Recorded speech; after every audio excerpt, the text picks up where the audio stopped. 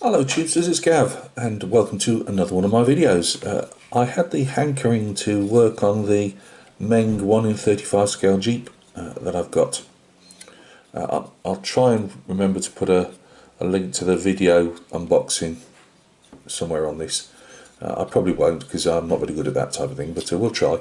If you remember from months ago when I unboxed it, it was the amount of sink marks. As I say, I know that they needed to also push out this. It's a fantastic body tub, but my life, they were deep.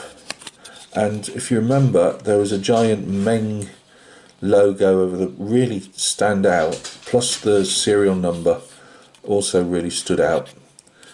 And that took a fair bit of sanding to get down. I've put super glue in the sink marks, or the ejector pin marks, and rub that down, and I've put some Mr. Surfacer 500 on. You can see it'll be interesting when I do a primer over that if any of these are going to be seen.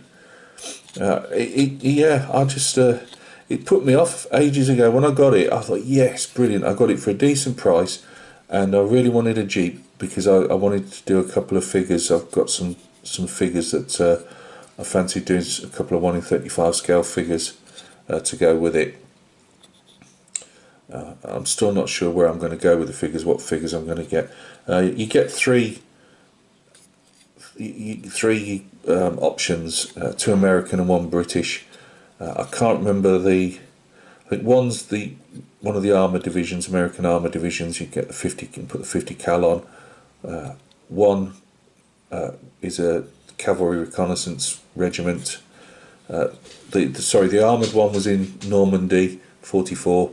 They're all 44 vintage, but the cavalry reconnaissance regiment, it says northern France, so again, would that be like Alsace type of region, and which ties into that Hornice I've been building. And the other one just says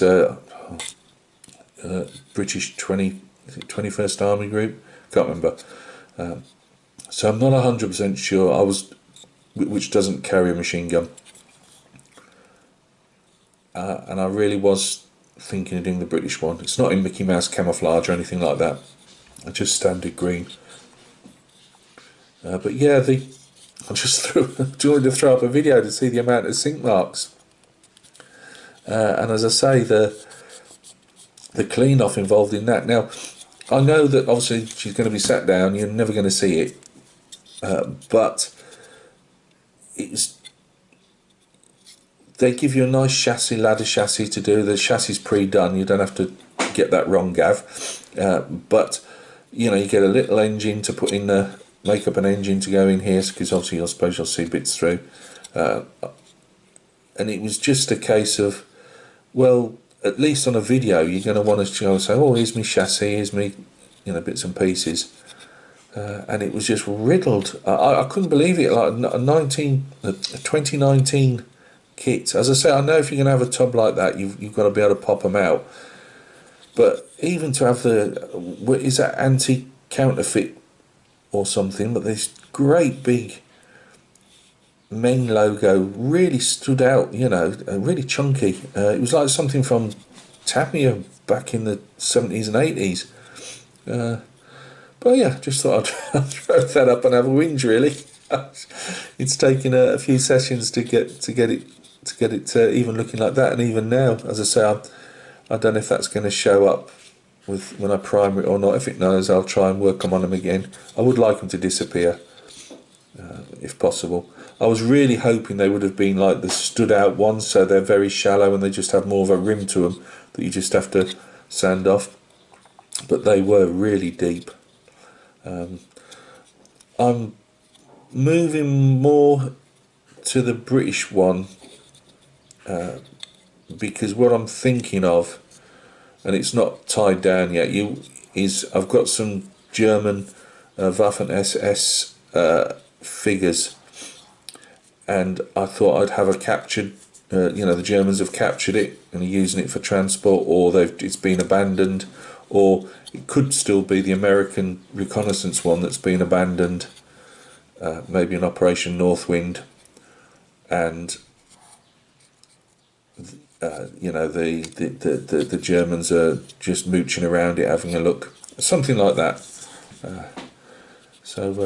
Yeah, this is just going to be an off and on thing. I've got more, as usual, load on my plate, but in researching the Hornice that I'm doing, the little 15mm Hornice, there were lots of different Jeeps coming up, you know, on abandoned as the Germans are on the roll barn, you know, moving past them and all this type of stuff. So it just got me hankering to have a go on the Jeep, and it's a little tiny thing. I can get one of the boxes knocked out of the stash, and I just put, again, like the Hornice, I'll just do it on the side when I want to do it. It's small enough, you know, it doesn't take a lot of room up. So there you go. Yeah, just really, I was just astounded. I know I'd shown it on the unboxing, and that's what put me off. I'd have built this ages ago, but it was the amount of ejector pins and being in such hard to reach places, you know, with these braces across. It was a bit of a pain to do.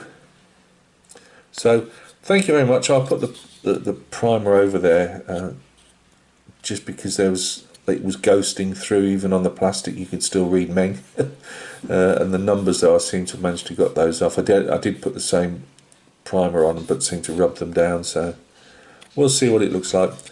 Just a flash video, pop-up video, just to say, well, this is what I'm doing. Now I'm going to get back to the day job. So look after yourselves, take care. I think old Tom says that, actually. I'm robbing something he says. Anyway, but look after yourselves, and we'll catch each other very soon on another video.